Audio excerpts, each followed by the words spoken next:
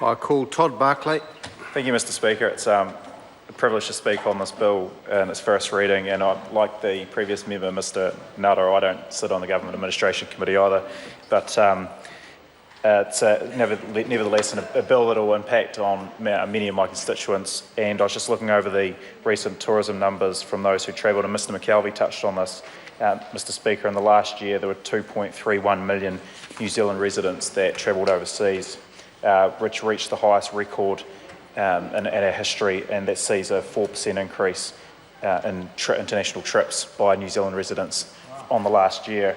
And interestingly, around half of those trips were to Australia, with the next most visited countries in order being the US, Fiji, UK, China and the Cook Islands.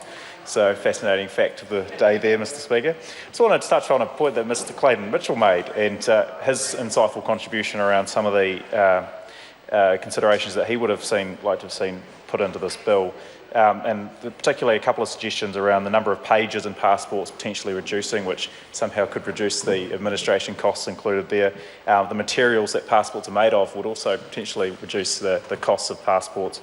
Also with the colour combinations used on passports, as well as the watermark solutions that could potentially be on the pages. And if you combine simpler watermark solutions on the passport pages and reduce the number of pages, it probably would save you $1 or $2, Mr Speaker. So there's a very interesting points made by New Zealand First.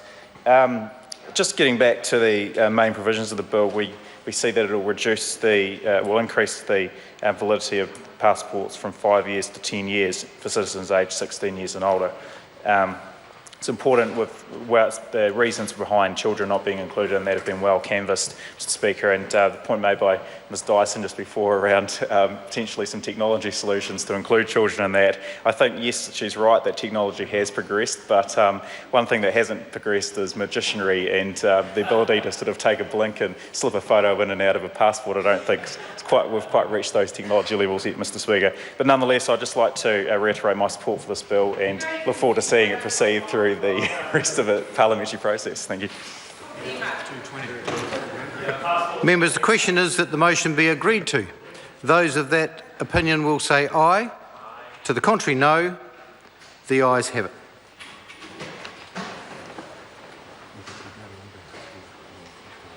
Sorry, I think they're waiting. Passport Amendment Bill number 2, first reading.